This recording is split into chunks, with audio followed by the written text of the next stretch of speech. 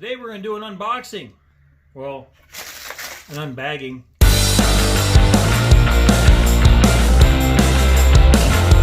Don't really do these types of videos, but I've been getting some stuff in and I thought it'd be great to start doing some of these unboxing videos.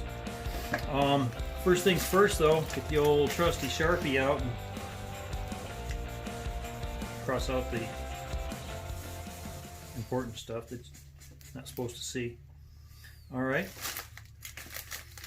with that being said, here we got a package from the Powdercoat store. Well, that was kind of a what do you call it, a spoiler, but we don't know what's in there. First of all, while I'm doing this, I'd like to welcome you, if this is your first time here, to Guy's DIY Garage. Want to just start doing these types of videos so you can kind of get a glimpse of what might be coming in future videos as far as what we're going to do here. We have a powder coating set up, and this is some awesome powder coat that I bought, and I'll explain how this works. This is a silver base, okay?